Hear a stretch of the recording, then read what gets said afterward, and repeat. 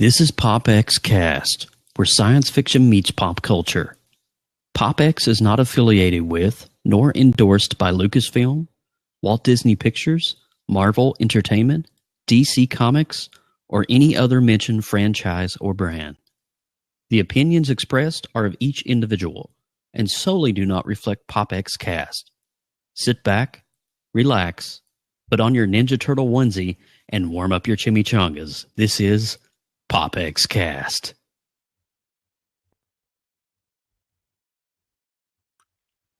Whoa.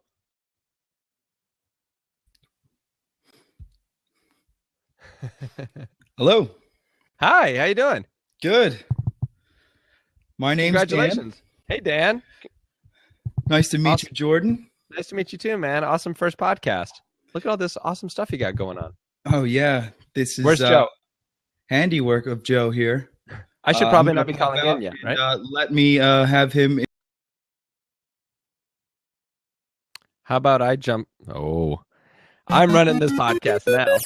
You are listening to PopXCast, where science fiction meets pop culture.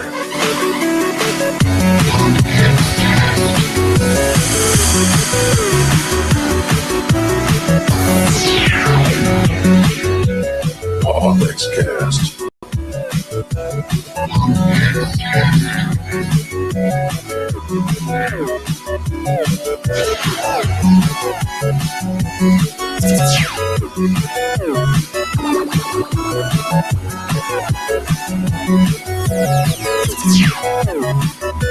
PopXCast. Joe, turn your microphone on. We are live on PopXCast. What's up, Jordan Woods Robinson? Where Hey, is buddy. my co-host with the most? Get in here, Daniel. Where you at? I think I kicked him off accidentally. Hey, what's going on? I'm so excited. This is crazy. Kind of done a little pre-show, got everybody amped up, got everybody hyped up. But we are live. This is our debut podcast here live on Blab, and this is so exciting, Daniel. It's been what, weeks, months in the making. It has been. It has been a wild ride. I am excited to finally get this show on the road here and finally get to meet Jordan. It is great. Let's kick this off, huh? Yeah, that's what I'm saying. You know, Jordan and I have known each other for quite some time, probably like 2007, 2008-ish, perhaps. 2007, 2008 years. Yeah, it's been a while. So, wow, this is really bizarre. This is just kind of like retrospective for me. It's just mind-blowing. But thank you so much, Jordan, for coming on the podcast first and foremost and taking some time out to just chat with a bunch of geeks about geek culture. That's what we do, man. Yeah, I'm so excited to be here right now, and I'm sorry. I think I was supposed to come on a little bit later, so I totally photobombed the whole beginning. I just had little dance parties. Jordan, you're allowed to photobomb. You know what I'm saying? You do what you need to do. You do what you have to do. You're That's Jordan right. Woods Robinson. That's right. It was a great intro. I was impressed. Me too, man. I didn't figure out how you do that. It was a glorious spectacle. But all right, so we're going to dive right into it. Jordan, I just want to know right off the top of the bat. How did you get involved with The Walking Dead? I mean, we're just going to dive straight into it. Yeah, headlong. right, yeah.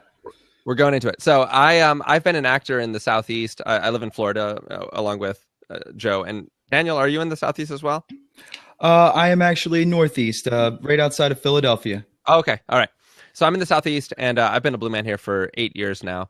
And when I came here, I didn't know that there was going to be such a thriving film and television scene, and there's actually a great opportunity for actors to audition for some really cool projects going on, one of which is The Walking Dead. So just like a bunch of other things come through the pipeline, I got the opportunity to audition for the show, and I think I went on tape. So we'll put ourselves on tape, that the actors will get sent a script, and you have to memorize the lines and do your actory thing, and then turn on a camera and then send it off to casting directors and agents and producers and everybody else. And and I had done that maybe for 3 or 4 other characters throughout the show. And then I auditioned for one role. And you never know what role it is. They never tell you. They actually go through great lengths to make it completely impossible to know who you're going to be cast as, because the show has this great following, and because you can kind of, if you're familiar with the graphic novels, which many of us are, then you're going to be able to, if anything gets leaked, then you're going to be able to form a pretty good hypothesis of what's going on in the show when they're filming it. So they don't tell you anything. And I auditioned for what turned out to be Aaron's character, but I didn't know it at the time. And my agent reached out and said, hey, it's a no-go. But the next week, she called me back and she said, the producers want you to audition for this week, this character that's just come out. And I said, okay, but I'm on vacation. I'm in rural Michigan in the Upper Peninsula. I'm at a family vacation, and I don't have access to internet. I don't have all this stuff. And so I tape it at my wife's grandparents in their kitchen. I taped the scene and I send it off. I found a way to send it off.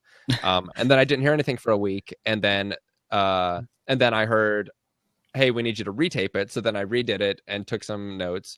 And then I got a call saying, hey, you didn't get it. And I was like, well, that happens, And then I got a call back 5 minutes later saying, hey, wait, you're still on the table. There's actually a big dispute going on. They're torn between you and one other guy. And that dispute went on. Dispute's the wrong word, but just like they're so good at finding, really searching to find the right person to tell the story that they want to tell, right? Right. And that's what makes the show so incredible, is that they're always willing to do whatever they need to do in order to tell the story that they need to tell.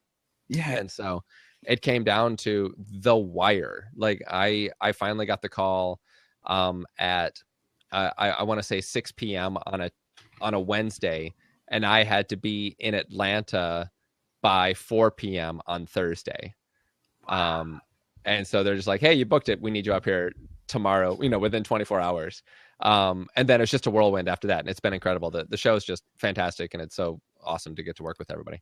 Oh, it is. That's a crazy story. So you were in a rural situation, but somehow it was pulled off, and as fate would have it, boom. And you know what? That's one of my friends put it a really good way. She said, because I came to her and I was like, I can't believe I did this, but I'm just stressing out. I'm completely just like, I'm pulling my hair out, and I hardly slept that night. And and she said, that just means that the universe is going to take care of you, but it's also going to take a couple of years off your life in the process. It's kind of a big deal. Yeah, it's a bit of a big deal. I'm actually about to say here, in this scene where you first appear, this is a major transition scene in this group in this story. They don't trust Aaron whatsoever. He's forcing Aaron to eat the baby food. The applesauce. He doesn't want to eat. He doesn't like applesauce, and he's telling him some story about his grandmom, and it's like, are you really going to try to pull that on me? And then they meet you.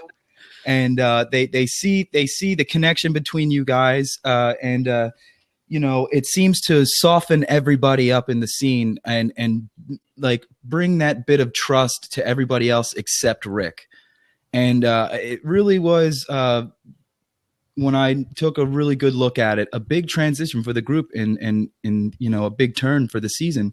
So I just wanted to ask you, what was it like working with all those guys? I guess Andrew, Norman and Ross. Yeah, all those guys. And Ross, how was that? Well, it's been fantastic. And to go back to what you said about the story, it's very true. Like, I think Aaron and Eric are bringing this story of love and trust to a community that hasn't, Rick's group hasn't seen that for years. They haven't seen like true, like they're there, they're primal, and they're ready to fight for each other, and they're ready to put their lives on the line, but they're not. It's different when it's this trust and this vulnerability that they don't have that right now, and so they're almost feral animals out trying to survive, and then they come across these people that are actually able to let some of that go and just be with each other for a little while. So that was a cool story that Ross and I actually met each other with just a couple hours before we had to film the scene. So we sat together, and we got to, we sat out on one of the porch on the hotel where we were staying, and we just sat and we had some drinks, and we just got to know each other and got to know what our family, just tried to be friends. That was the main thing. And then we showed up on set, and we got to take this awesome script that was so good on the page, and just basically say the lines and just trust that if we're friends and if we really care about each other, then just saying these words will allow the whole thing to come to life really nicely, you know? And that's, everybody on set is just incredible. Everybody is so dedicated to the show and to their character, and just so it's really warm. It's definitely, when I first came into the show, I heard that everyone referred to the Walking Dead cast and crew as a family, and the fandom, it's a family, the TWD family, hashtag, you know, the whole 9 yards. And I was like, oh, that's cute. They call themselves a family, you know, like it's at worst, it's a marketing ploy. At best, it's like, oh, they really believe that. But once I got immersed in that culture and actually got to meet the cast and crew and actually got to start meeting the fandom, I was blown away that it really is like that. Like I think the show is so intense, and being on set is so intense, and it's almost, you know, it's apocalyptic. There's almost there's some heavy stuff going on, you know? And so I think whenever the cameras aren't rolling and whenever they can let loose, everyone has this really just brotherly, familial love and respect for each other, and wanting to help make sure that everybody's good, and really connecting, and really wanting to share, and really wanting to make each other laugh and all that stuff. Cause you know, they're trying to even out their lives, because once it rolls, it's such high octane, and then once they stop, then they try to get some of that humanity back into their lives. Right. Yeah, I remember when Beth left the the scene. She came onto The Talking Dead, and she was just bawling her eyes out, because she's like, I feel like I'm leaving my family. You know what I mean? And I really did. I think that's amazing. How that all comes Jordan, together. I've got, talking about Walking Dead, and we're going to be moving on to many facets and many phases, because there's many things that you do. And we're going to kind of slowly tip the iceberg of each many hats that you wear. Yeah. But what to date, I know that you can't speak on too much on the latter half of season 6, but what the public has seen, what has been your favorite scene to film? Okay, so I'll say a couple things on that. I thought up until season 6 started, I thought season 5 was my favorite, just in the series in general. I thought 5 was my favorite, and then once 6 started, it just blew me out of the water. I think it's absolutely incredible. For what I've seen, I will also say, and this is gonna sound, well, I don't know how this will sound, but it's interesting that I've actually filmed more than we've seen of Eric in season 6. And actually I filmed a number of scenes that have just gotten cut out. They haven't made it into the final script. And, without going into too much detail, I think that's another amazing thing that the production team is doing. From an actor standpoint, sure, I can be like, oh, I wonder why they did that. I can have lots of questions. But then I watch the episodes, and the stories are so captivating and so intense, and just like I just get sucked into them. That then I have a hard time like imagining what the episode would have been like if my scene had been in it. So it's like, I think it's a really incredible thing that the team is doing, where they're filming more than they, I don't know, need, or more than they have time allotted for, I suppose, in order to then be able to look back and say, okay, what can we do to tell the best story? And I think that's really cool. So that's one way of answering your question. The second way is just telling you that the spaghetti scene was a lot of fun, and I know that that was my next question. Yeah. Oh man, I really wanted to ask, like, how was that? That must have been so much fun. He's just piling that. He is mowing that stuff down. Like, it is incredible. You saw one take of what he did. That's what I'm saying. Yeah, we shot it probably 4 or 5 times, and each time he ate that much spaghetti. Where he just shoveled it in, and then in between takes, they come and load up his plate again. I think by the 4th or 5th take, he's like, like, just give me a little bit. It's funny because, like, even on your face as I'm watching it, I'm like, now that I look back, it's like you were genuinely just like, this is hilarious watching this guy just mow this food right down, like he didn't even breathe. He inhaled it. It was great. Yeah, and I That love is- Joe. You just put up a little GIF of me smiling. Spaghetti. Yeah, I have no you're idea how you're doing- doing this. You geek. You're tech doing your wizard. look, man. Look at that. Look, you're just like, yeah, Yeah. Norman. Yes. Oh, yes, Norman. The look says it all, though. But It's easy to do, man. It's easy to love Norman and the Daryl character because I mean, obviously, like the dude wasn't even in the graphic novels, and now America and the world loves him. You know, he's made the show for so many people, and it's just such a cool dynamic. So it's easy to get on set and get into a scene with them and just be like, yep, I don't have to. I can just smile and just enjoy what's going on. Oh, that's great. Yeah. well, I kind of on that note, and about the scene and about your role on The Walking Dead, Jordan. Yeah. The role and the character that you play is, shall we say, culturally diverse, and you're bringing a brand new element to apocalyptic environment that has not yet been scripted and written. Sure. It has been in the comics, but not on television. Right. How does it feel embracing that? Because you're kind of paving the way. paving it, for a society and a culture and just a thing that's going on right now. And I think it's a fantastic thing. Yeah. Exactly. Yeah, no, it's a huge honor for me to play the first openly gay male couple on the show. Mm-hmm. And it's just been, yeah, I've gotten similar questions, and for me it's not, again, it goes back to that story of love and compassion and trust, and just something that we haven't seen, that in itself, we haven't seen that in the story in years, since like season 1, and Mm-hmm. and so The license plates. yeah, the license plates, just this couple, Ross and I talked about this a lot, that going back to just having people that knew each other before the apocalypse, before all this happened, people that were a couple before the world went to crazy, and so being able to play that story is great. But then, I've had so many people that associate themselves with the LGBT community, either as allies or as members, and so many people, I've gotten so many just wonderful emails and hugs and great stuff going on with people reaching out and just talking about how much it means to them to have this couple, in the show, in this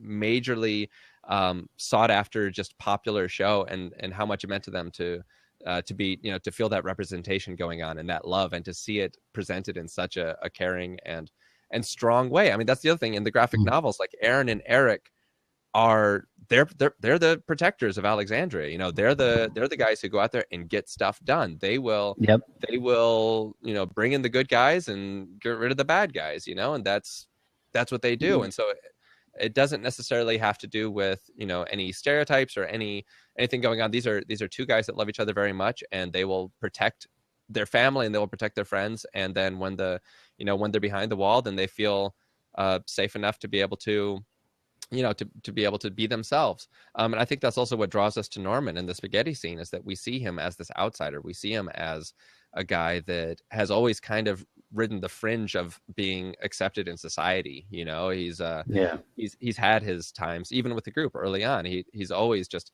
kind of on the outside, and we see that, and we want to help, just let him know that we understand. We've been through that. We've had those experiences in our lifetime, and we want to let you know that we're here for you, and that we will support you, and I think that's just really powerful. And I think a lot of people resonated with that, either on that level that I spoke, or just on some level that that they caught on to it. And I think that meant a lot to a lot of people.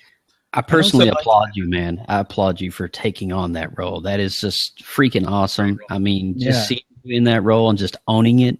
Mm-hmm. If I could add one thing too to what you were saying, it also shows the foolish things we do when we are in love. Because that whole scene is you breaking your ankle or spraining it because you went out to because you were worried about Aaron, and you weren't supposed to, and you ended up doing something stupid, and a truck rolled over your ankle. Right. And it just goes to show, the mistakes that we can make when you're not even mistakes, but just the foolish things that we tend to do when our heart is leading us. It's when you put someone else in front of you. Aspect. When you put someone before you, and Yeah, exactly. then you stop thinking about yourself. When you're truly caring about someone else and doing something because it's going to help them, because you're so worried about them that you stop thinking about yourself, then yeah, you can end up under a car surrounded by roamers and rolled over your Exactly. I love how you guys call them roamers, and then they call them walkers. I love that little difference between like groups that have been surviving. Yeah. That's really cool So, too. we've been talking a good 20 minutes on Walking Dead, and we're going to, Jordan, if you can, right towards the end, if you can stay around for like maybe 3 or 4 minutes and Sure. maybe answer some questions. But I want to kind of start transgressing into some of your multifaceted talents and just kind of going down that avenue if I can. Great. Now, Walking Dead is just one part of who you are. You also played a small role on the Hunger Games.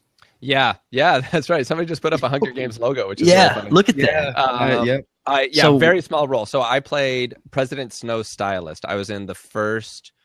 I was in Mockingjay Part 1, and literally, if you blink, you'll probably miss me. So like I was basically an extra, but it had.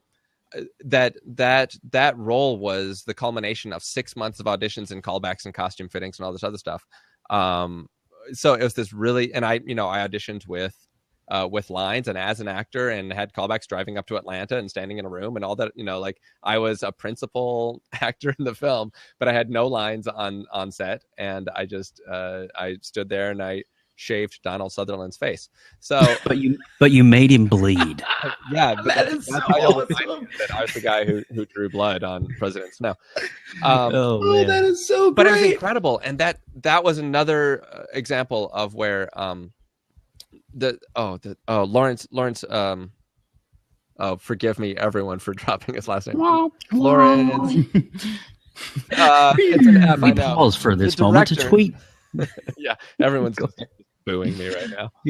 No, go ahead, man. You're fine. Look at Twitter. But again, like this is the guy who's in charge of this huge brand. All of a sudden, the Hunger Games is massive, and he's taking the time, 6 months of casting and looking over all the things to dedicate it to this one small character that shows up for these 10 seconds in the script. In order to make sure that that again they have the right person for the job in order to do that. And it's just like it blows me away the amount of detail. So much detail. So much. Yeah, that blows my mind. Yeah. Daniel, did you have any questions involving any more on the Hunger Games or? I think I'm pretty questioned out. I really just want to thank you, Jordan, for being my first interview. Absolutely. It's a pleasure, man. Well, we're going to kind of actually now go down one of his avenues, which is a Blue Man. Yes. And so how long have you been a Blue Man in the Blue Man group? I started in 2007. I started in New York, and then I went to, I've done all of the U.S. cities. So Boston, New York, Chicago, Las Vegas, and Orlando. And I've been in Orlando now for about 8 years. And that's where I met Joe, who we met at the show, right? We did. We met at the show at one of the events that I was hosting in 2008. Okay. I think. That makes sense. Yeah. Yeah, I was introduced to what the Blue Man group was through the television show Scrubs. Oh, absolutely. Yeah, it's hilarious. And that was some of my that was filmed in Las Vegas, and some of my friends are the 3 guys that were doing that. So it's great. That's awesome. But Blue awesome. Man, I've been doing it since college, and it was in my to sound really businessy, it was within my 5-year plan of graduating acting school in New York, and it actually ended up being more like within 2 weeks I was in and training for the show, and then I haven't looked back since. I've just been plugging along. So it's been fantastic. That it's a dream job, and it allows for the flexibility to still be able to work on other parts of your career, such as recording my own music and doing film and TV projects as they come up. And then you still have this incredibly fulfilling acting and music job to come back to at the end of the day, because they also know that the more you get to work on outside projects, the more life it's going to bring back to the show, which I think is a really smart way of looking at it. One of the most impressive things I've seen you do involving the Blue Man group in a while was the autism show that you guys done recently. Yeah. Oh yeah. Where you done the low lighting, you didn't get close to them. You were just, dude, hats off to Blue Man Group and the whole company for that is doing that. Yeah. really amazing. Yeah, that Was was it Autism Speaks? I think it was. Yeah, if I'm not mistaken, it was partnered with Autism Speaks, and we've actually That's awesome. performed a sensory awareness show in many of our Can cities. you explain that a little bit? What sensory awareness is to people that don't Yeah, know what it's that is? so individuals on the autistic spectrum are there are many different factors that come into play, and Mhm. the spectrum is vast, and so there's no easy way to say like, oh, we'll just make this easy tweak and make that tweak. But in general, it helps if we turn the lights down, if we make sure there aren't as many drastic changes suddenly. So music going from super loud to super soft to super loud again, Right. Okay. stuff like that. So trying to just soften the experience a little bit, having a safe space inside the theater where That's awesome. where individuals and their families could go sit with bean bags and with just a little private area where they could get away from it for a little while if they needed to, and being aware of that social connection. The Blue Man is very much in touch with wanting to connect with people, and he would also be very aware that certain people might not want to have such an in-your-face experience, or they might not want to be touched, or they might not want to be might not be wanting to sit in a chair and have a Blue Man walk over you. And so just being aware of all of that, and that show is actually super rewarding because everyone really did have this genuine excitement to be there, because everyone knew that this was a show for them. I was just going to say, Alex and I were at a show just like a month ago, and the 6 p.m. show, we were at the 9. As they were walking out, I just remember seeing all the smiles on the kids' faces and the families.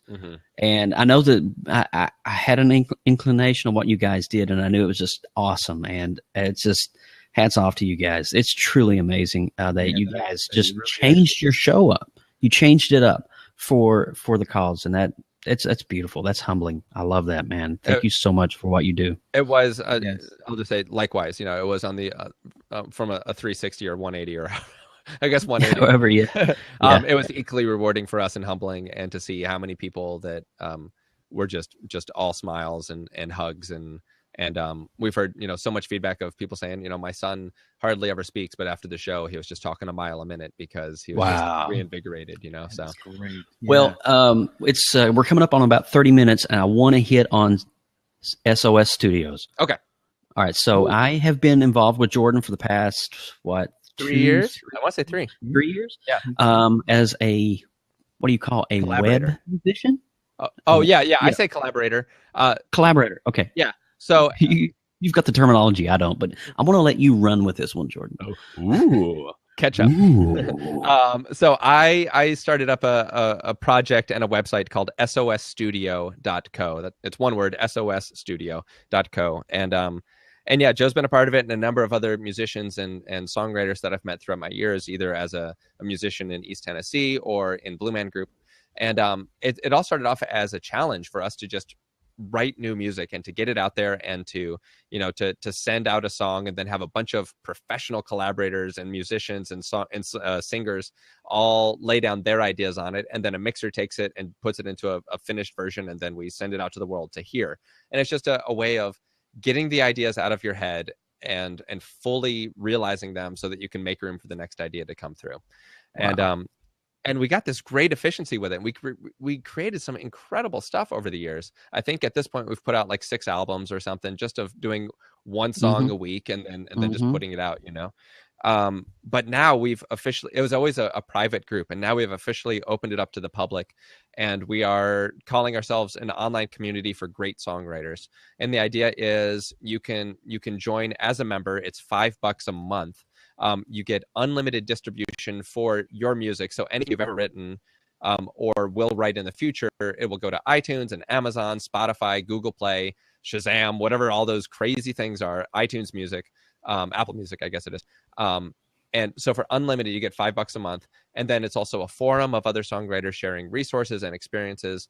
And lastly, we're still offering that music virtual recording studio situation, so that you can put up a scratch track, just your voice and a guitar. You upload that, and then it goes into our network, and a drummer will lay down tracks, and then a bass player, and then some background vocalists, and then I'll lay down violins, and then a guy will lay down some guitars. And then when it's all finished, then we'll mix it, and then we'll master it, and then we'll put it out there for you so that you can continue to grow your discography and to engage your fans. Because I think that's where it's all at, man. I think independent artists need to continue putting out great stuff, because that's one of the things that I loved about it, though, because I could literally be across the country, upload my tracks to SOS, and like you said, we put out a scratch once a week. And then all these musicians and collaborators come together and pull in their vocal talents, their musician skills, whatever, mixing, whatever it is that they do. And it's really humbling to be a part of that. And I'm so proud to actually have 2 songs listed with SOS Studios. I love it. And I'm looking for number 3 this year. So it's so fun. Thank you so much. It's a blessing being a part of that. And be sure to check it out. I did paste the link over. I will paste it once more for you. It's sosstudio.co. Be sure to check that out. Now, what I'm going to do now is, are we good for a couple questions, Jordan? Yeah, absolutely. Go for it. I already see, when does Jordan sleep doing all these things? And I got to say, I don't He doesn't sleep. That's it. I'm telling you, I'm suffering from a little sleep deprivation myself after last night. Yeah. What was last night? Wait, what happened last night? We had just a wonderful thing happen last night where a bunch of people came together in this network and really helped me jumpstart my. He's being humble about it, Jordan. We all got together and we raised over $1,000 so we can get a laptop. Yes, awesome, it was incredibly amazing. The people. He's trying to be humble about it, so he's trying to take the humble approach. But I'm going to open up the seat right now. If anybody wants to call in and ask Jordan a question on all of his many multi facets, go ahead and hop in the seat right now. You're more than welcome to. Yes, please. If not, we'll continue on. And but I just wanted to give this time and a chance for people if you have any questions. It's just so much that you do. It's crazy. I mean, especially when you live close, which is kind of cool, and I get to see you pretty often. So it's really neat to be able to interact with you on this platform as well as in IRL, which is kind of crazy. Yeah, real life. In real life, man. It's awesome. I know. Yeah. Sorry, I can't name. Okay. And I'm also I'm answering some questions through the little chat window here. So trying to figure this out. Is Jordan going to be a regular blabber now? Yeah, sure. Why not? Right. We'll have to figure that out with your show. We'll have to figure it out. Maybe I can come on every once in a while. But See, I do some blabs myself too. I know. What's up? I knew that. Yeah. Yeah, I do it with my with SOS Studio. I'll do some blabs every once in a while. They're usually more geared toward independent artists, music production, that kind of stuff. So, but the conversations are always good, and people always jump in and offer their insights. So, I got a really good question right here by Mr. Jason Crocker. Let's see here. We've got great question. You have a regimented schedule, and how do you make sure to give all of your endeavors appropriate attention? That's a great question, Jason. And I'm the least scheduled person you'll probably ever meet. That might not be true, but I wear a lot of hats and I burn the candle at multiple ends. But something that I came up with recently that really helped me as a non-planner, helped me wrap my mind around, what'd you say, scheduling all of your endeavors appropriately. Yeah. Is that okay? So think of it this way. Think you're walking down a street, excuse me, and you go into a house, and the first house you go into is filled with nothing but musical instruments, right? So you go into that house and you say, I'm going to stay in this house for 2 hours, and you can do anything you want inside that house. You can play music, you can record music, you can just tune and change strings, whatever you need to do, but as long as it's associated with those things. And then at the end of 2 hours, then you walk out of there, and then you go into the next house, and the next house just has this amazing kitchen with the best food you can think of, and you go in and you just stay there for half an hour and you eat lunch, and then you leave that house. Then the next house you go into has everything you need. It has a computer and like unlimited internet and great books and all this other stuff in order to, how to improve your website, and you stay there for an hour. So the way I've thought about it is that I used to schedule, thinking about scheduling and being like, oh man, that's cutting down on my creativity. That's stifling my impulse in order to do something. And but what I discovered is that if you lay it out in a certain way, then it's actually the opposite of stifling. It's just allowing you to focus yourself. So what I'll do is on my calendar, I'll put music goals or something, and then just during those 2 hours, I can work on anything I want to, anything that comes to mind creatively, or anything that the busiest stuff, the most frantic stuff, the stuff that's really on your mind will always rise to the top. And Gotcha. so during those 2 hours, I just work on whatever comes to mind first, and creatively I live impulsively within those 2 hours. And then when that's done, then I stop, I go have lunch for half an hour, only focus on lunch, and then I'll come back and then I'll work on website goals for an hour, so that I'm using the same examples here, but as opposed to being like, oh well, I'm gonna sit down and I'm gonna only write, putting write a song on your calendar is just that's just it's gotta be in the moment. You gotta feel the flow, and you gotta feel that spark of creativity, and if you don't have it, you can't force something that's not there. So I don't know if that helps you, Jason, or not, but that's how I do it. I actually have a whole podcast episode on that through SOS Studio. That's another thing. Through SOS, we have a podcast. It's called SOS Studio Sessions, and it's on iTunes. Look at me just putting myself in. Oh, are you kidding me? I was going to ask you to please plug yourself as much as you possibly can right through this chat. I'd be more than happy. Jason Crocker, where's your ebook? Yeah. So I'm finding my. I have a whole thing I did on that on how to. I'm gonna have to find it. I'll get back to you in just a second. But if you guys want to hop in the seat, you're more than welcome to. We have an open seat. If anybody wants to hop on cam. Quick question. Here we go. Ask a question. Here, Jason, check this out. I've got sosstudio.co/session36, and it's called "Build a Personal Routine in 5 Steps." And check that out, because it talks a little bit about building your own personal routine and why you need it and how you can do it super simply without having to put a lot of thought into it. Now, I noticed, Jordan, that you do a lot of these podcasts, and they're pre-recorded and they're professionally mixed down. Would you ever think about doing your recorded, professionally mixed little podcast segments, but doing a live version as well here on Blab? Because there's a great interest in what you do. Absolutely, I've considered it, and it's probably at this point, it's probably more of fear of change than anything, because I think it's a great setting, and just having to be like, okay, just taking those moments to really plan it out and trying to consider the pros and cons before I jump into it fully. I got you.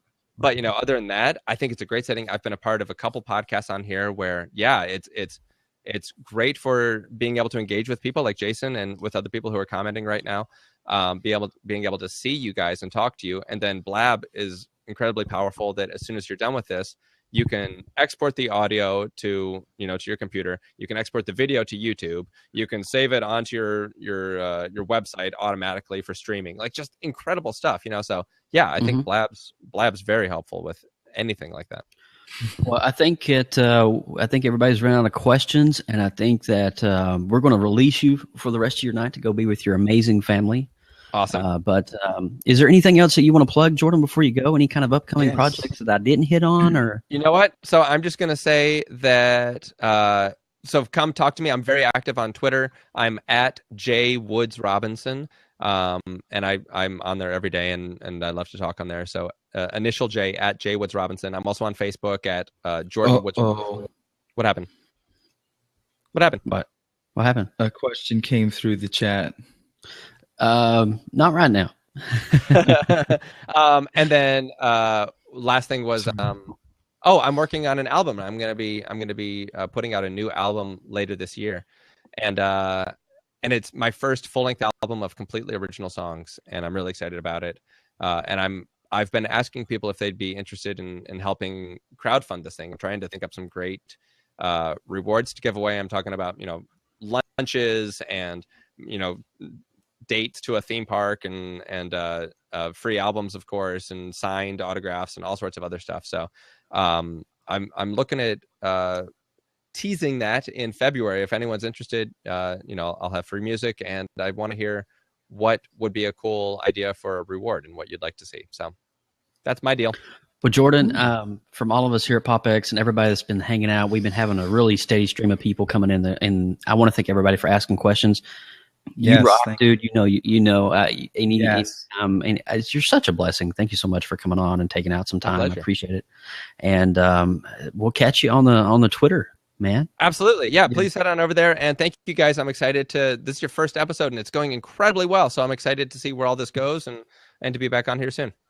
Thanks again, Jordan. Thank you, Jordan. You rock, dude. Bye, guys. Bye, dude. See ya. Oh, man. Holy moly. So there we go. Oh, wait a minute. There we go. Side view of Joe. Yeah. All right. That's crazy, right? That was amazing, Joe. Let me tell you, I was just couldn't stop listening to everything he was saying. It was man. Awesome. So in depth, and he does. Thanks, man. But we're actually going to be kind of now focusing going into the second half of the podcast. We're going to be talking about some really cool things. Yeah. And dude, we're going to be talking right off the top, right out of the gate. It's the only movie there right now that's still in the theaters, and we're talking about pop culture, where pop culture meets science fiction. Star Wars: The Force Awakens. Okay. Oh, all right. All right. So, how many times have you seen it so far in the theater? So far, I've seen it 4 times. 3 for me. Okay. Okay. So 4 times, and each time it has just gotten better and better. I mean, how could it not? This movie is wonderful. The music, awesome. I listen to the soundtrack probably almost every day, having it on in the background. It is just it tears you in so many different directions. They have the comedy, they have the the banter, they have the heartbreak. Oh, yes, that heartbreak. Yeah, that heartbreak. So, I mean, are we allowed to go spoilers here, or are we trying to just fly? I think at this real point, close to non-spoiler land. Let's. Here's what we need to do. If you haven't seen the movie, I'm going to count to 5. 5. I'm going to give you 5 seconds, and if you haven't seen the movie and you don't want it, you know what's going to happen. Okay. So in 5, 4, 3, 2, 1, you've been warned. All right. So now we're at the point of no return, Daniel. Star Wars. What did you think about the epic finale with Han Solo and Kylo Ren?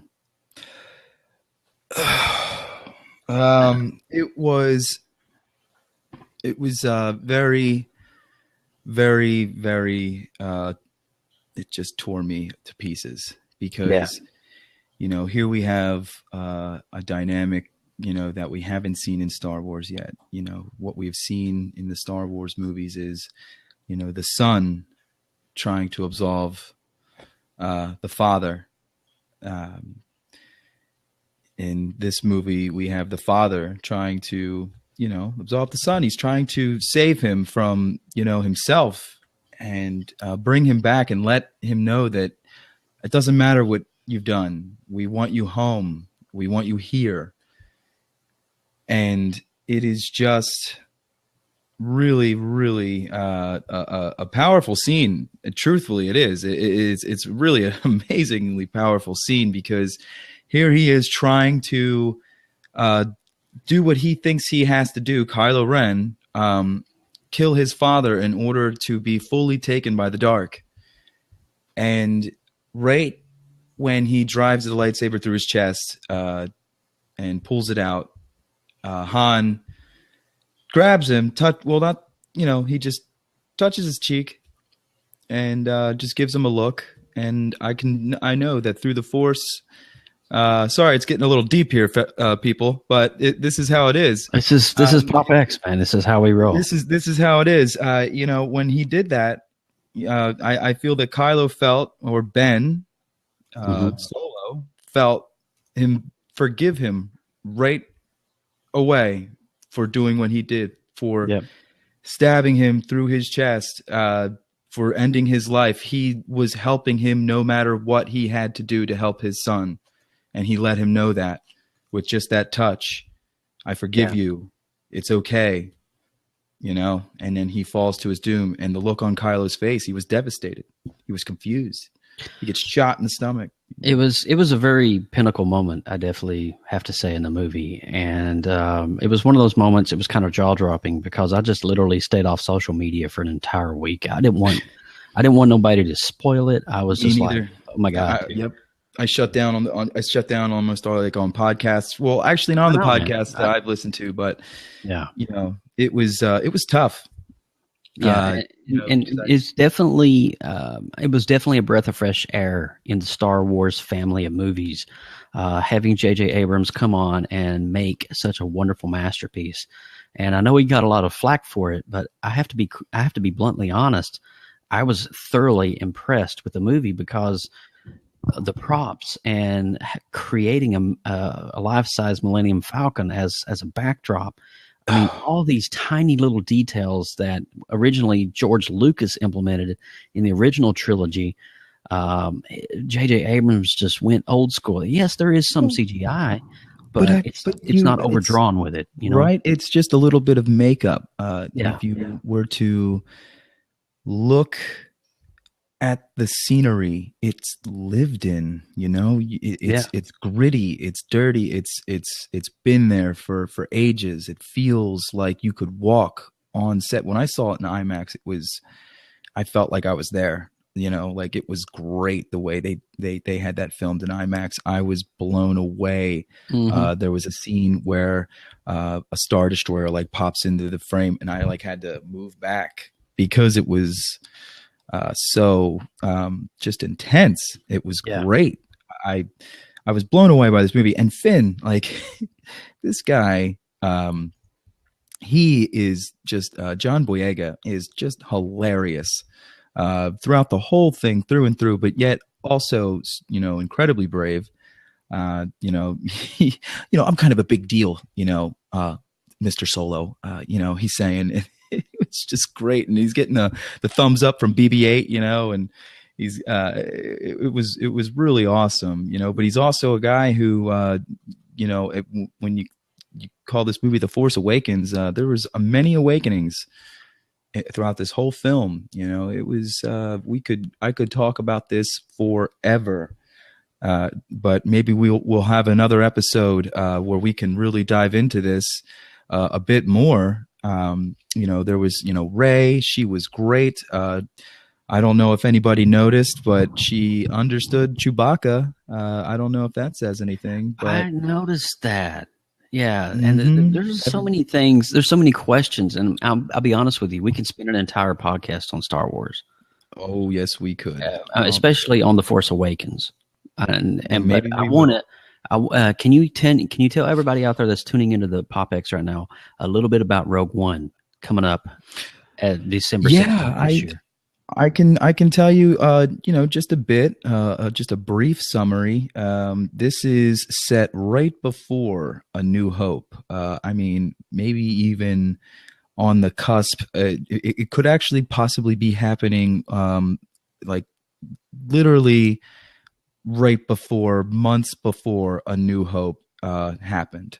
And this is a movie about a strike team, I guess an infiltrating team that finds and executes a plan to get the Death Star plans that they, have in A New Hope that R2, had hidden in his hard drive the whole time.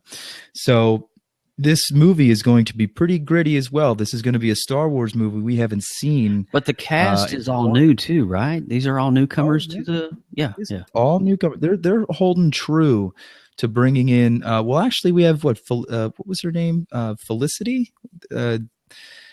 Isn't that who she is? Please forgive me, guys. Let me just bring it up on IMDb here. But while you're elaborating on that, I just wanted to say that Star Wars and Walt Disney has planned to release a Marvel. This came through today on the Twitter and on some of my networks. That it was announced that Bob Iger at Disney has said that there will be Star Wars and Marvel Comics movies indefinitely.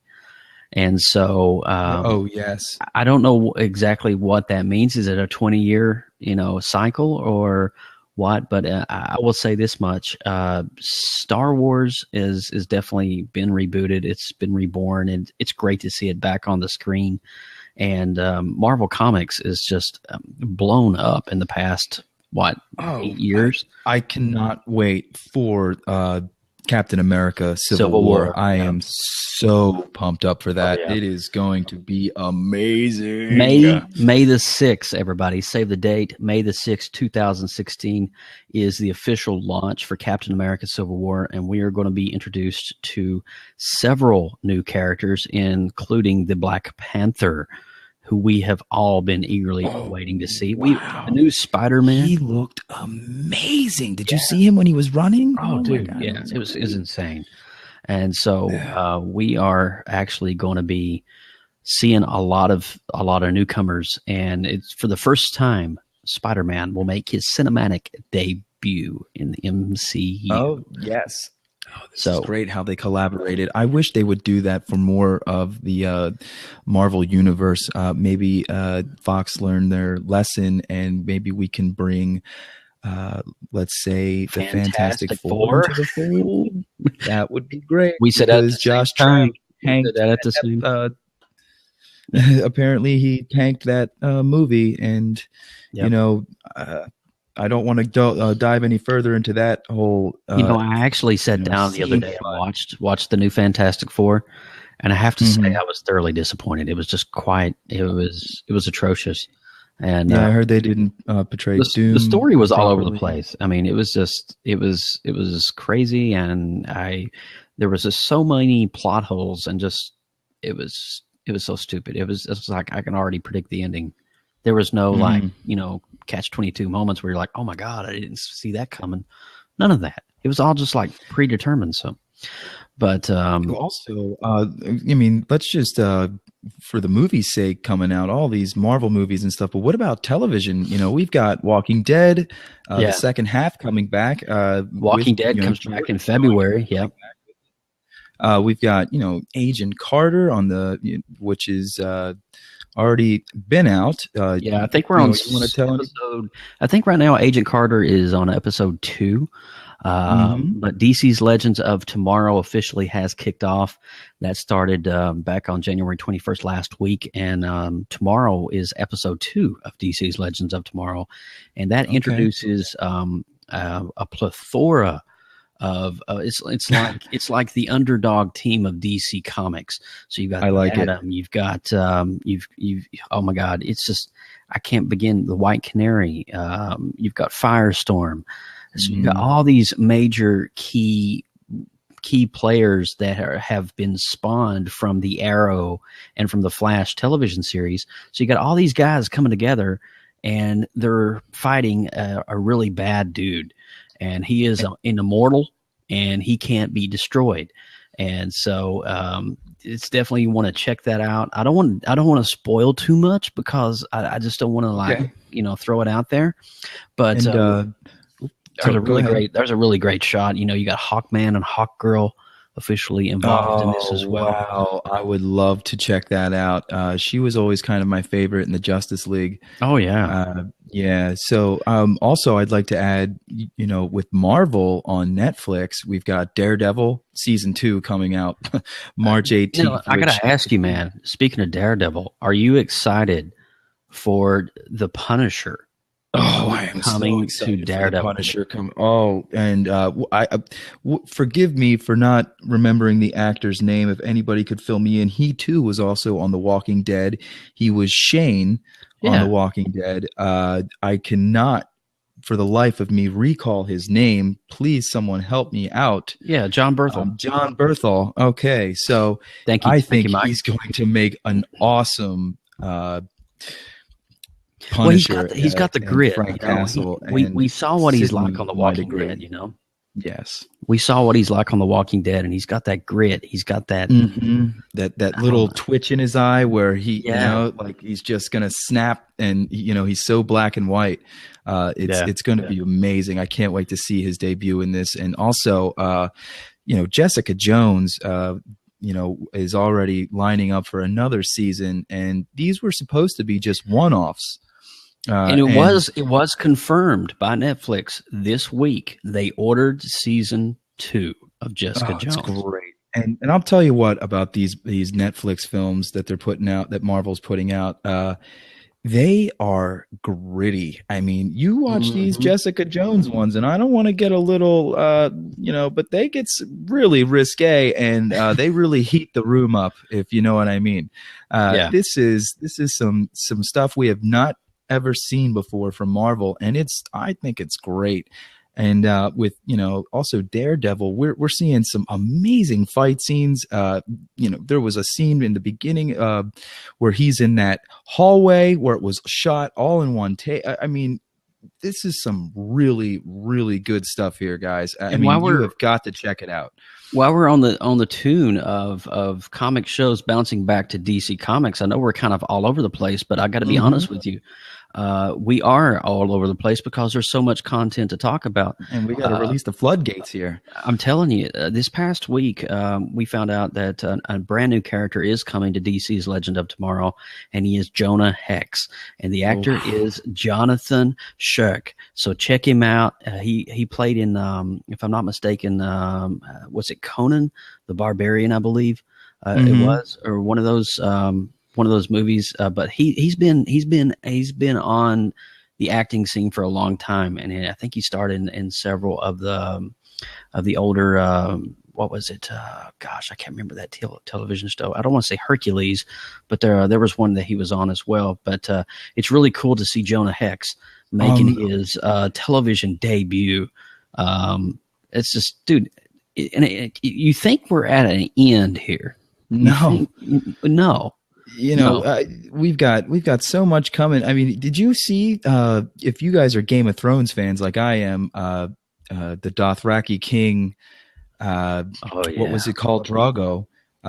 Jason Momoa is going to be the new Aquaman. That's going to be sometime. Yes. I'm not sure when this movie is going to be happening, but I've already seen pictures, and he looks really cool.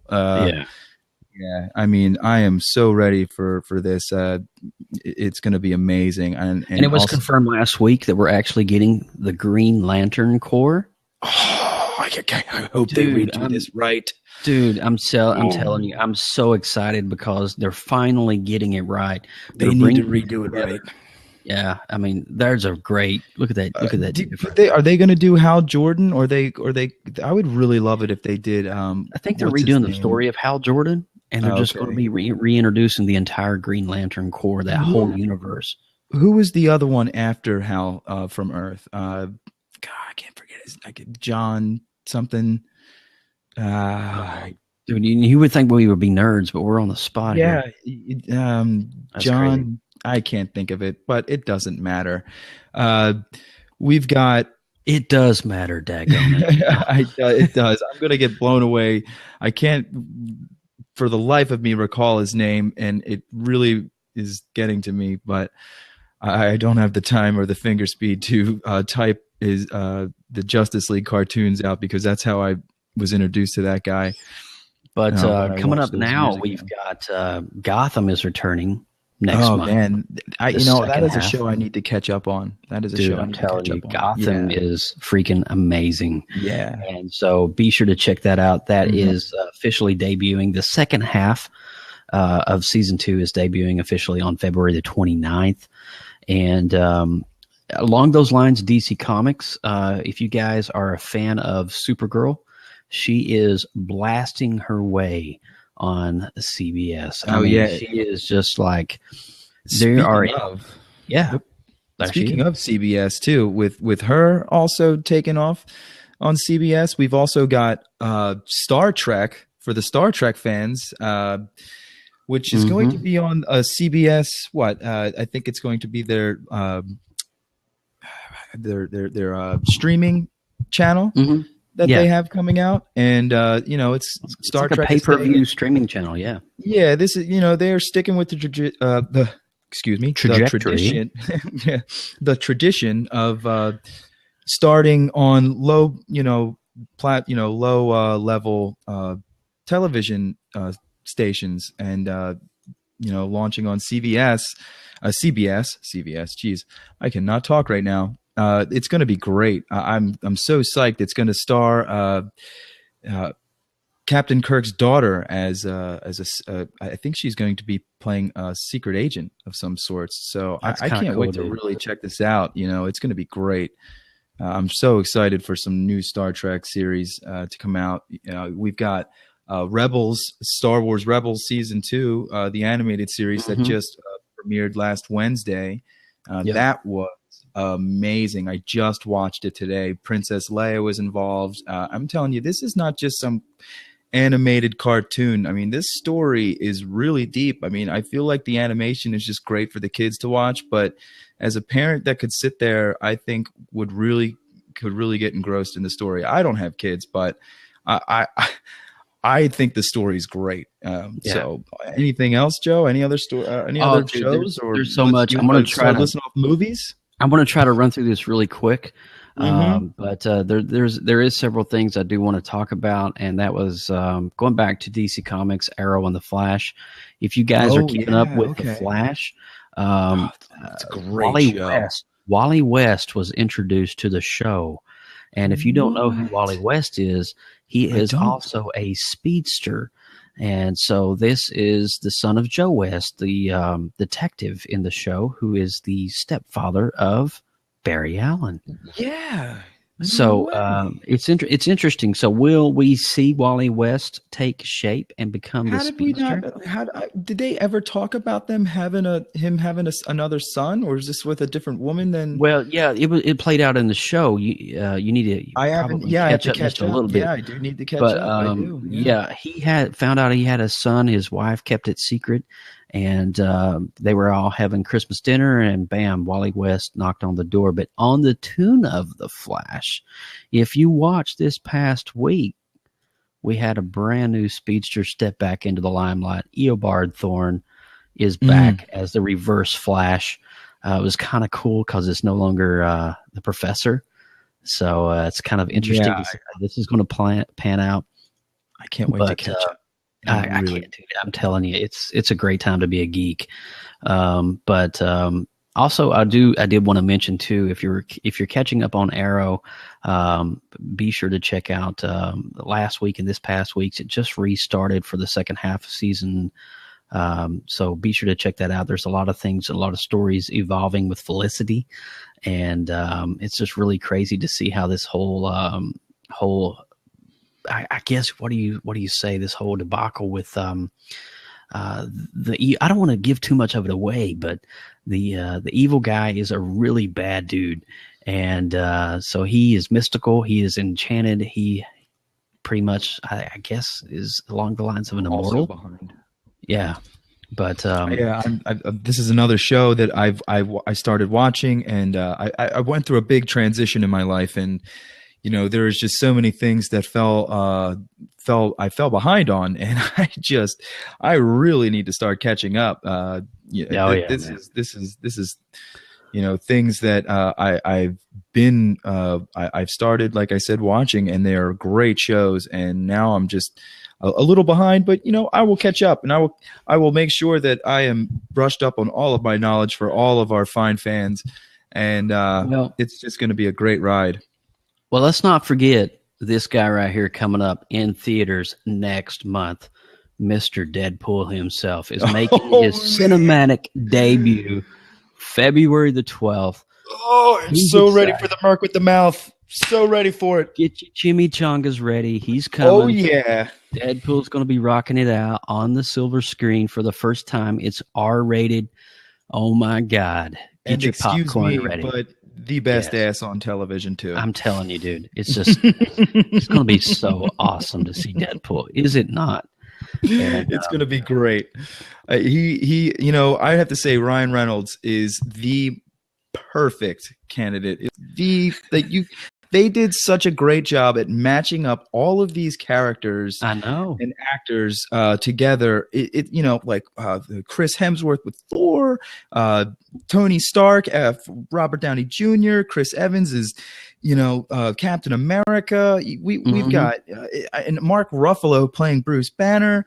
You've got Ryan Reynolds as Deadpool. I mean, these personalities of these people fit these superheroes, and it's amazing. I love it so much. Speaking of superheroes, Dawn of Justice. Could they not have picked a better guy for Superman? Henry Cavill is perfect. Dude, I tell you what, guy is great. It's just awesome. And we're gonna leave you guys with the question of the week. But at the end of the show, so I have one question for you.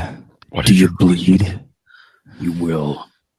But Batman versus Superman: Dawn of Justice hits the theaters March 25th. Now here, can I throw a plot twist? Can I throw it out? Yeah. Can I throw it out? Okay. It was announced in certain comic outlets this past week. Now it's not confirmed, but the trailer points to it. You may think that the bad guy in Dawn of Justice is Doomsday. Oh, but no. You're wrong. It's Darkseid. Oh, my God. Dude, I'm telling you, that is going to open up so many cans of worms for the Justice League. Darkseid in the comic books is the man who kills Superman. Am I wrong on that? You are correct, my sir. Yes. I had a poster. It was lost in the fray of moving around. And let me tell you, it was a heartbreaking poster. It was the death of Superman, and it was his casket, and like almost every superhero you can think of just carrying it. And I looked into it a little deeper, and I remember being Darkseid was the one. And wow, I cannot wait for this. And the way that they made Doomsday look was great. Now, have you been hearing the hypothesis about Batman versus Superman and these dream sequences that Batman, Bruce Wayne, is having? I haven't even seen anything about the dream sequences. Wait, I haven't. You know those scenes where Superman walks up and he rips his mask off, and it looks like a futuristic world, and it's all like burning, and it's all like gray. Not gray, but like everything's like orange and burning and dead, and there's like flying things going around, and soldiers wearing Superman logos on their outfits and stuff like that. It was actually predicted. Now, it's not confirmed, but it's actually predicted that that's actually part of the end of Dawn of Justice as Darkseid rises towards the end of the film. So we'll have to wait and see how that pans out. But I can't confirm or I can't. This is just this is conjecture. This is conjecture. This is not spoilers. This is all just putting puzzle pieces together, and they might not fit. They might be soggy, wet puzzle pieces. Question of the week. You'll have to stay, Lindsay, and check it out towards the end. But you definitely want to hang around for it. It is awesome. Speaking of big bads, look at this guy. Oh, you know what? Apocalypse. I was a little worried when I saw off camera, like off scene pictures of his costume, because he looked a little like Ivan Ooze from the Power Rangers movie that I saw in the 90s. It was a great movie, but let's just say, I gotta be honest with you, Daniel. I'm not a big fan of the makeup.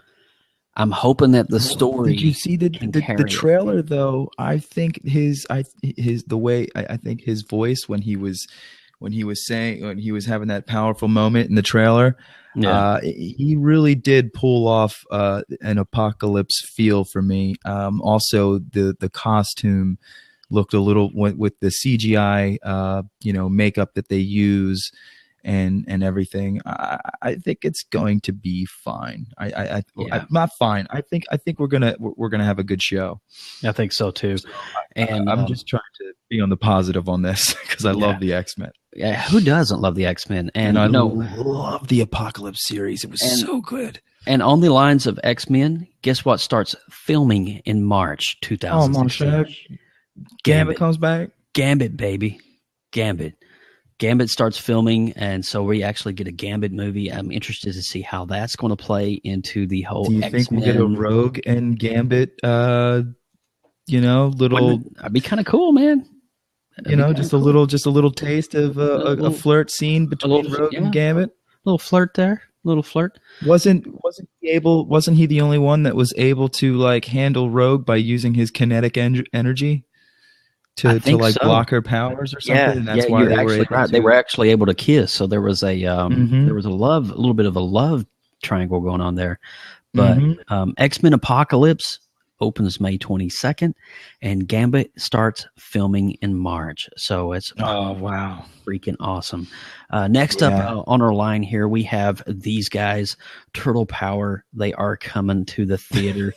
I mean, I'm telling you. Did you see the first movie, Daniel? Let me just say, all right, I'm not going to be super positive on everything. Okay, I have negative feelings about this movie, and I also have positive feelings about this movie. It's the Ninja Turtles. All right. They were, and the action in it was, I mean, visually it was spectacular. And, but I'm not a big fan of Megan Fox. I think like the way that they kind of I think they really chopped the story up on how she knows the turtles and everything. And I didn't like that, but watching the movie and just seeing all the butt kicking going on, it was great. I mean, they were just, it was amazing. That part of it was awesome. I thought it was visually something I wanted to hit on right quick is in Turtles 2, this is Casey Jones, and the actor under the mask is none other than Arrow's very own Steve Amell. Oh, that is great. Arrow is Casey Jones. And if you guys saw the trailer, we also get our first glimpse. Now, I grew up on the Ninja Turtles. I like them. I'm kind of on the fence about these movies, but they are Bebop and Rocksteady. Yeah, they are, baby.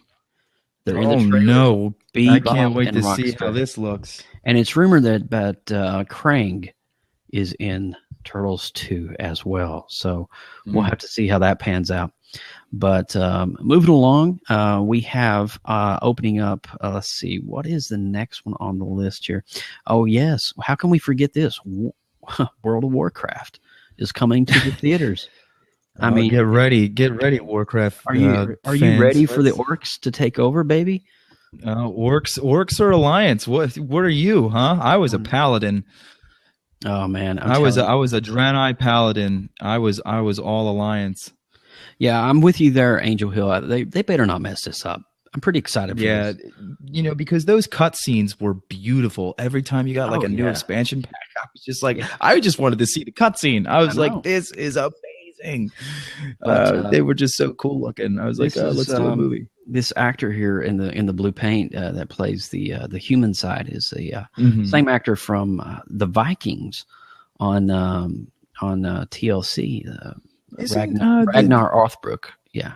Isn't the actor from X-Men First Class in this too?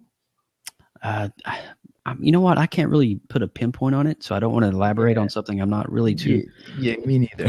But, let's see what else we have here in the pipeline coming out. God, there's so many. Independence Day 2. Oh man, that's gonna be insane. It was really cool to see the cast reunited, with the exception of Will Smith. But is he not in this at all, or no. Do you think we'll get some sort of surprise cameo? Or it was said by the director. I think Red Simon said Red 5 Mom there has it right. I think it was his son is supposed to be in it or something like that. Okay, or not actually Jalen Pickett Smith, but what is his what's his son's name? It's not Jaden. Jaden. Yep. So it's not Jaden Smith. It's another actor playing Will Smith's son in that role. But anyway, moving along. But Star Trek 3. And what did you think of the trailer? Seriously. Let's just say it was pretty intense. I mean, it was all over the place for me. I wasn't sure exactly what was going on, but it looked pretty crazy. It looks like they seem to get stranded without the Enterprise. Mm-hmm. So that's crazy. So we get to see them survive without any help from any of Star Trek Fast and from any of the Furious. crew. Yeah, That's awesome. Yeah, I mean, the director did, direct those movies and stuff, but I think we're going to get a decent story out of this. Simon Pegg's got a good writing talent, and I think we're going to get a great movie. I really do. Yeah. The first two were great, and I think they're not going to let the third one fall by the wayside. I think they're really just going to make this awesome. That's July 22nd, and then coming up the following week, ladies and gentlemen, The Suicide Squad makes their debut. Mr. Joker, Harley Quinn, and you got Croc on board. You got Harley Quinn. You got the Joker. You got Bullseye. All these. Hello, guys. beautiful. Well, hello, beautiful. So I don't. I'm still. That's the movie I'm kind of on the fence about. I'll probably go see it, but My father was a drinker. let's put a smile on that face. But anyway, moving along here, we are almost at the bottom of the list for 2016 movies. I know the guys, we are going a little bit long. We're going a little bit over, but there's a lot in this first episode we want to cover. That way, when we come back in 2 weeks, we'll have a baseline. But the next movie coming out, Doctor Strange. Oh, my God. Look at Benedict Cumberbatch. Does he not look like the 70s Doctor Strange? I am like so excited for Benedict to play this. I mean, dude, that he looks exactly like the comics in the 70s. And I mean, like, fill everybody in on Doctor Strange. He's known, but I feel like he's not exactly, pinpointed. Well, Doctor Strange is mystical, so he's going to bring in a whole new dimension in the world of the Marvel Cinematic Universe. So he's going to be opening up the portals. We're talking about stuff that's going to be tying in Guardians of the Galaxies with the Avengers. Exactly. So he's going to be that. He's going to be that. You're talking Adam Warlock here. You're talking all these big heavy hitters that's coming in from the Marvel Cinematic Secret Wars, all that stuff. And your guy right here, Doctor Strange, is right at the front running of that. And we can't be more excited because I think it's a perfect call. And and yes, that was awesome in Star Trek 2 too, by the way. But guys, I think have we went through all the movies? I think there's like one more left, isn't there? Wonder Woman? Well, not Wonder Woman. I think it was Assassin's Creed, wasn't it? Assassin's Creed's coming out December 20th. Oh, yeah. Okay, yeah. So we got that, and be sure to check that out. And let me change my graphic back here right quick. But we have Assassin's Creed coming out. Yes, they are making a video game movie about the hit game. So that's going to be kind of cool. I think it actually could be a good movie. The whole concept of that game is amazing. Like that is a great story within itself. I mean, being able to access genetic memory and be your ancestor, like what is that? That is some crazy. It's mind blowing. So I think it would be a great movie if they were able to really pull that off. And it's not hard because you just have to pull off an old. You go to ancient Spain or whatever, and you can really do that up really nice. Well, here's something I want to talk about right quick, and this was released last week from Marvel Comics, and we're kind of branching out now from the whole plethora of movies that's coming out, which is crazy. I mean, we can't even wrap our minds around what's going on television, what's going on the big screen. But Marvel does. Dude, it's a great time to be a geek, and that's why we have PopX. But Marvel this past week released a comic book honoring this young guy right here, Mr. Iron Max. Now, if you guys haven't heard about this story, this is a really awesome story. Iron Max is a little boy with hemophilia, and he had to get a port in his chest so he can have injections. Now, a lot of you guys out there know I also have hemophilia. So this story kind of resonates pretty deep with me. But Marvel, actually I have the comic right here. Marvel decided to actually put him in the comic book and have Tony Stark kind of walk in and introduce himself to Max and say, "Hey, you're just like me," because Tony Stark's got the thing in his chest. And so this is Iron Man number 4, introducing Mary Jane. So this is kind of my purchases this week, and this is the episode. This is the issue that has Iron Max. Is that a good series? It's a really good series. I'm gonna have to check it out then, because I've been a little have been having a little bit of trepidation on getting into the new stuff that they've been releasing, because Don't be trepidated. Don't be trepidated. Don't be constipated. Just be Daniel Miller. Constipation is really hard to deal with. It is.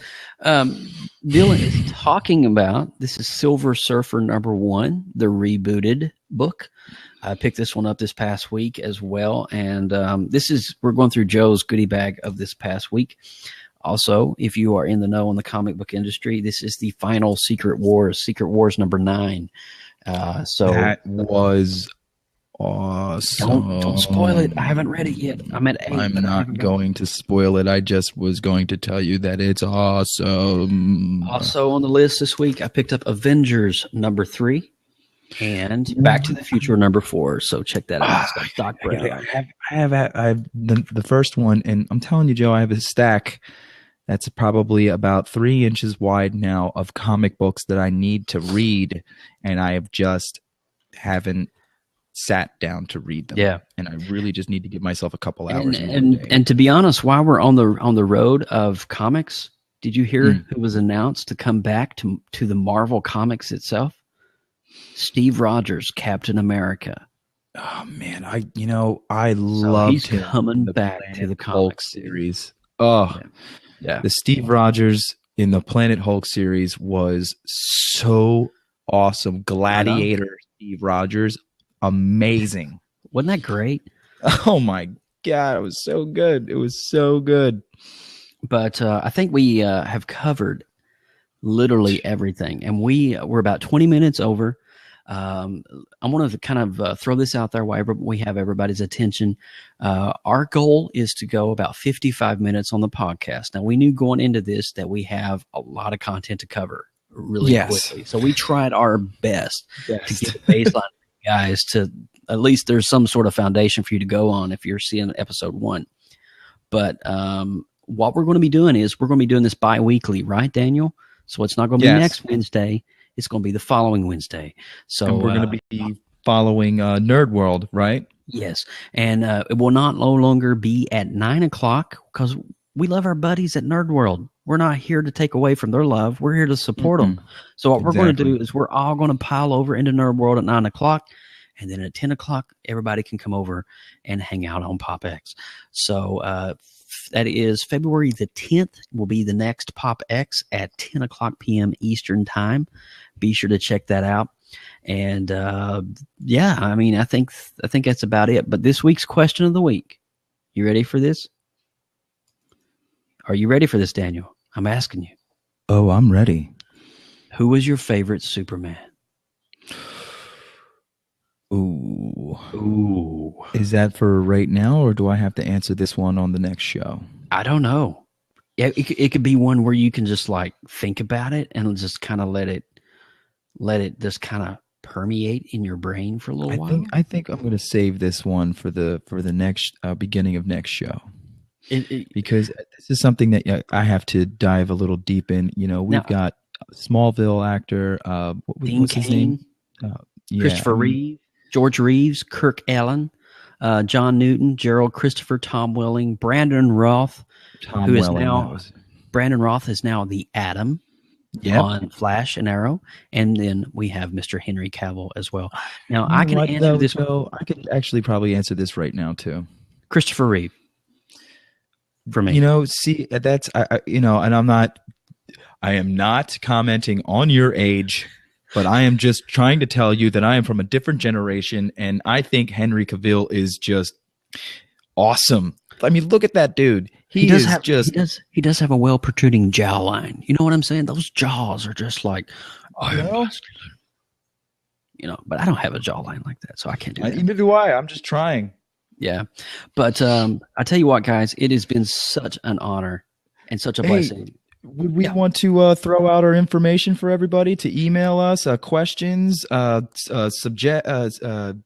suggestions for future casts, anything like that? We actually have an outro that we're going to play. So hey, yeah. So be silent for just a second. We're going to play this, and we'll go off the record, and then open up the chat room for anybody that wants to join us. All right. You are listening to PopXCast, where science fiction meets pop culture.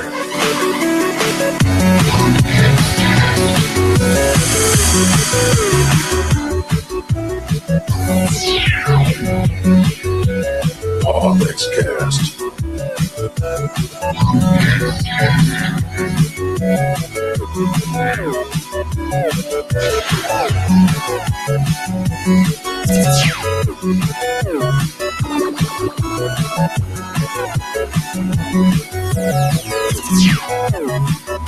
PopXCast.